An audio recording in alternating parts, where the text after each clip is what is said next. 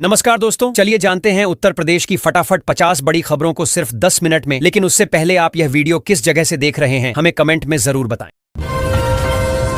उत्तर प्रदेश में दिवाली के बाद मौसम में बड़ा बदलाव देखने को मिलेगा। आईएमडी के अनुसार पश्चिमी विक्षोभ के असर से ठंडी हवाएं चलने लगेंगी, जिससे तापमान में गिरावट आएगी। सुबह शाम ठंड बढ़ेगी और कई जिलों में कोहरे की शुरुआत होने की संभावना जताई गई है। फतेहपुर में दिवाली से ठीक पहले बड़ा हादसा हो गया। पटाखा बाजार में अचानक भीषण आग लगने से अफरा तफरी मच गई। देखते ही देखते आग ने करीब 65 दुकानों को अपनी चपेट में ले लिया। दमकल की कई गाड़ियां मौके पर पहुंची और कड़ी मशक्कत के बाद आग पर काबू पाया गया। अयोध्या में दीपोत्सव 2025 का भव्य आयोजन हुआ, जहां पूरी रामनगरी दीपों की रोशनी से जगमगा उठी। सरयू घाट पर 26 लाख से अधिक दीपक जलाकर विश्व रिकॉर्ड बनाया गया। लेजर शो, रामलीला और सांस्कृतिक कार्यक्रमों ने माहौल भक्तिमय बना दिया। श्रद्धालुओं ने उत्साहपूर्वक दीपोत्सव का आनंद लिया। उत्तर प्रदेश सरकार ने इलेक्ट्रिक वाहन खरीदारों के लिए बड़ी राहत दी है। अब ईवी खरीदने वालों को रोड टैक्स का रिफंड मिलेगा। सरकार ने यह छूट अगले 2 साल तक जारी रखने का फैसला किया है। इस कदम से राज्य में ईवी बिक्री और हरित परिवहन को बढ़ावा मिलेगा। उत्तर प्रदेश में आंगनबाड़ी सेवाओं को सशक्त बनाने के लिए बड़ी भर्ती होने जा रही है। मुख्यमंत्री योगी आदित्यनाथ ने 69,000 पदों पर भर्ती प्रक्रिया में तेजी लाने के निर्देश दिए हैं। महिलाओं को प्राथमिकता दी जाएगी। जल्द ही आवेदन प्रक्रिया शुरू होने की संभावना है। उत्तर प्रदेश में बिजली विभाग में बड़ी कार्रवाई हुई है। लापरवाही और गड़बड़ियों के आरोप में 4 इंजीनियरों को सस्पेंड कर दिया गया है। इसके अलावा एक्सआईएन, एसडीओ समेत कुल 117 अफसरों पर विभागीय कार्रवाई की गई है। ऊर्जा मंत्री ने सख्त निगरानी और जवाबदेही के निर्देश दिए। प्रतापगढ़ में शिक्षा विभाग ने बड़ी राहत दी है। जिले के 22,289 छात्र छात्राओं के बैंक खातों में छात्रवृत्ति की राशि स्थानांतरित की गई है। यह राशि समाज कल्याण विभाग की विभिन्न योजनाओं के तहत दी गई है, जिससे विद्यार्थियों को पढ़ाई में आर्थिक सहयोग मिलेगा। उत्तर प्रदेश पुलिस ने बड़ी कार्रवाई करते हुए 3 करोड़ रुपए की प्रतिबंधित कफ सिरप की खेप जब्त की है। यह माल गाजियाबाद से झारखंड ले जाया जा रहा था। ट्रक से भारी मात्रा में बोतलें बरामद हुईं। पुलिस ने चालक सहित 2 आरोपियों को गिरफ्तार कर जांच शुरू कर दी है। उत्तर प्रदेश की विभिन्न मंडियों में टमाटर का औसत भाव 2,057 रुपए प्रति क्विंटल दर्ज किया गया है। सहारनपुर में किसानों को सबसे अधिक 2,400 रुपए प्रति क्विंटल तक का दाम मिला। हाल के दिनों में मांग बढ़ने और आपूर्ति घटने से टमाटर के दाम में तेजी बनी हुई है। उत्तर प्रदेश में शिक्षक भर्ती के आरक्षण विवाद से नाराज अभ्यर्थियों ने इस बार दीपावली नहीं मनाने का फैसला किया है। अभ्यर्थियों का कहना है कि सरकार ने उनकी मांगों पर ध्यान नहीं दिया। वे न्याय की उम्मीद में शांतिपूर्ण विरोध जारी रखेंगे और समाधान की मांग कर रहे हैं। उत्तर प्रदेश शिक्षा विभाग ने सभी जिलों को निर्देश दिया है कि माध्यमिक विद्यालयों में करियर काउंसलिंग सत्र आयोजित किए जाएं। इसका उद्देश्य विद्यार्थियों को उच्च शिक्षा और करियर विकल्पों के बारे में मार्गदर्शन देना है। इस पहल से छात्रों को सही करियर चुनाव में मदद मिलेगी। उत्तर प्रदेश के एक शहर में नया बिजली कनेक्शन महंगा हो गया है। अब उपभोक्ताओं को स्मार्ट मीटर की कीमत ईएमआई में चुकानी होगी। बिजली विभाग का कहना है कि यह कदम ग्राहकों के लिए भुगतान आसान बनाने और तकनीकी अपग्रेड सुनिश्चित करने के लिए लिया गया है। उत्तर प्रदेश में मुख्यमंत्री योगी आदित्यनाथ के निर्देश के बावजूद बिजली आपूर्ति में कमियां बनी हुई हैं। 24 घंटे बिजली देने के लक्ष्य में विफल अधिकारियों के खिलाफ कड़ी कार्रवाई की जाएगी। अधिकारी अब केवल कागजों में ही काम न करें, वास्तविक आपूर्ति सुनिश्चित करने पर ध्यान दें। उत्तर प्रदेश में छुट्टियों के दौरान घर लौट रहे यात्रियों के लिए जेवर टोल पर लंबी वाहनों की कतारें लगीं। बढ़ते ट्रैफिक ने लोगों की परेशानी बढ़ा दी और कई यात्री पसीने पसीने हो गए। अधिकारियों ने यातायात को नियंत्रित करने के लिए अतिरिक्त गाड़ियों और कर्मचारियों की तैनाती की। उत्तर प्रदेश में दिवाली के मौके पर कर्मचारियों का गुस्सा फूट पड़ा। उन्हें कम बोनस मिलने के कारण कई कर्मचारियों ने विरोध स्वरूप टोल प्लाजा को फ्री कर दिया। इसके चलते हजारों वाहन बिना शुल्क के टोल से गुजर गए। प्रशासन ने स्थिति को संभालने के लिए मोर्चा संभाला।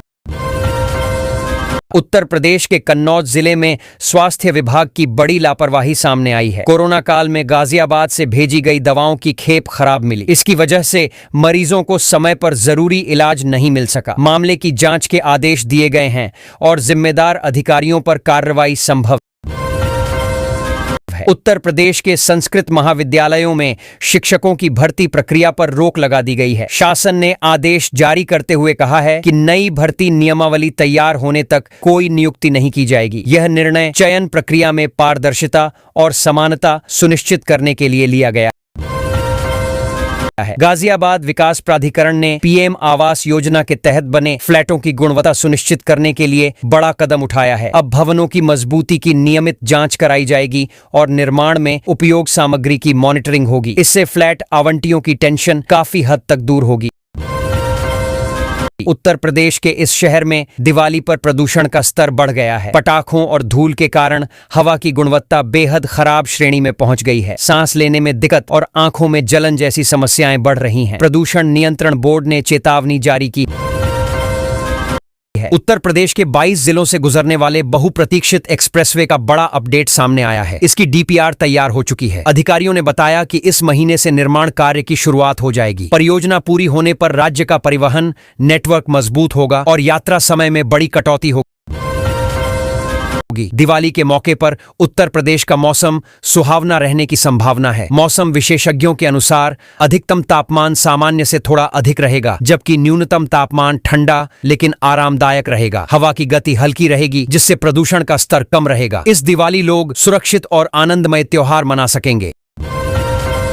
आगरा और आजमगढ़ में मौसम में बदलाव के संकेत मिले हैं। भारतीय मौसम विभाग के अनुसार आज रात से ठंडी हवाएं चल सकती हैं, जिससे तापमान में गिरावट आने की संभावना है। मौसम विभाग ने लोगों को सुबह शाम गर्म कपड़े पहनने की सलाह दी है।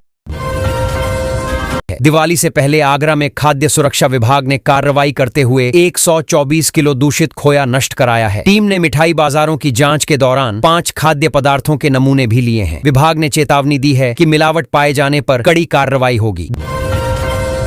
दीपावली के मौके पर लखनऊ से गोरखपुर जाने वाली semi high speed Vande Bharat express train पूरी तरह फुल हो गई है। त्योहारी भीड़ के कारण यात्रियों को टिकट नहीं मिल पा रहा है। रेलवे ने यात्रियों की सुविधा के लिए अतिरिक्त स्पेशल ट्रेनों की व्यवस्था पर विचार शुरू किया है। अयोध्या में दीपोत्सव की तैयारियां जोरों पर हैं। राम की पैड़ी 26 लाख दियों की रोशनी से जगमग हो उठी है। सजावट को अंतिम रूप दिया जा रहा है। आज अंतिम स्पर्श दिया जाएगा ताकि दीपावली की रात रिकॉर्ड स्तर पर दिव्यता और भव्यता का दृश्य देखने को मिले।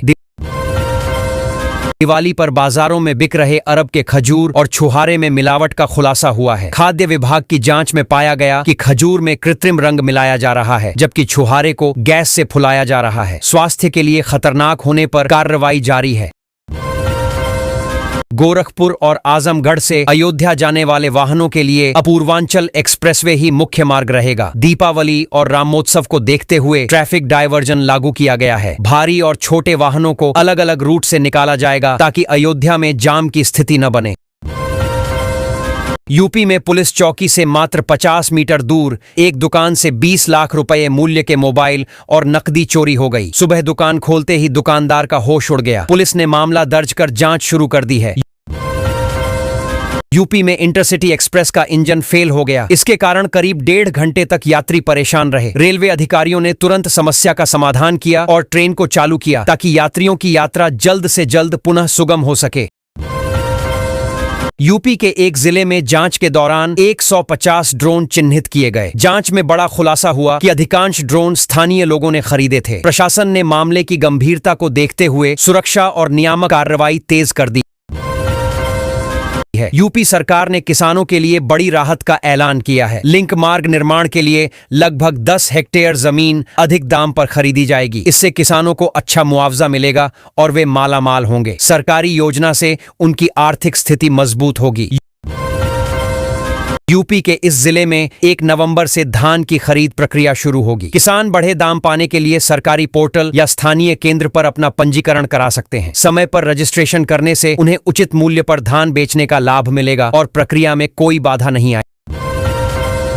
गाजियाबाद में डेंगू के 193 और मलेरिया के 87 मरीज पाए गए हैं। स्वास्थ्य विभाग ने कई कॉलोनियों में सर्वे शुरू कर दिया है। लोग अपनी कॉलोनी की स्थिति जानने के लिए जारी लिस्ट देख सकते हैं। विभाग ने सफाई और रोकथाम के लिए विशेष अभियान चलाने के निर्देश दिए हैं। यूपी में 1821 राजकीय महिला शिक्षकों को प्रवक्ता पद पर पदोन्नति दी जाएगी। इस पदोन्नति के साथ ही उनकी 3 वर्षों की तपस्या यानी अनुभव आधारित इंतजार समाप्त हो जाएगा। शिक्षकों को नई जिम्मेदारियों और बेहतर करियर अवसरों के साथ संविलियन किया जाएगा।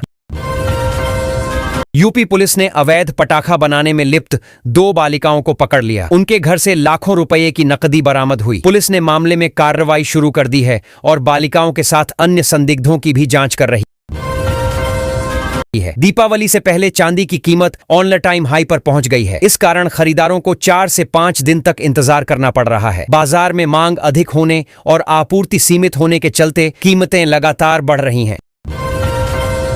यूपी के इस जिले में नया बस अड्डा बनाया जाएगा। इसके बाद शहर के अंदर बसों की एंट्री बंद कर दी जाएगी। इससे शहर में ट्रैफिक और भीड़ कम होगी और यातायात व्यवस्था सुचारू रूप से चलेगी। यात्रियों को बस अड्डे से ही बसें लेने की सुविधा होगी।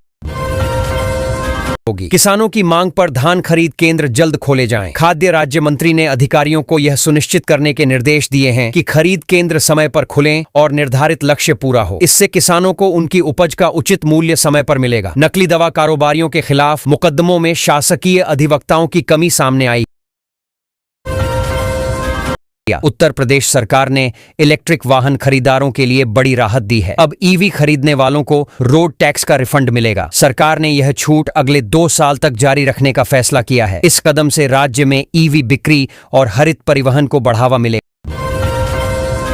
उत्तर प्रदेश में आंगनबाड़ी सेवाओं को सशक्त बनाने के लिए बड़ी भर्ती होने जा रही है। मुख्यमंत्री योगी आदित्यनाथ ने 69,000 पदों पर भर्ती प्रक्रिया में तेजी लाने के निर्देश दिए हैं। महिलाओं को प्राथमिकता दी जाएगी। जल्द ही आवेदन प्रक्रिया शुरू होने की संभावना है।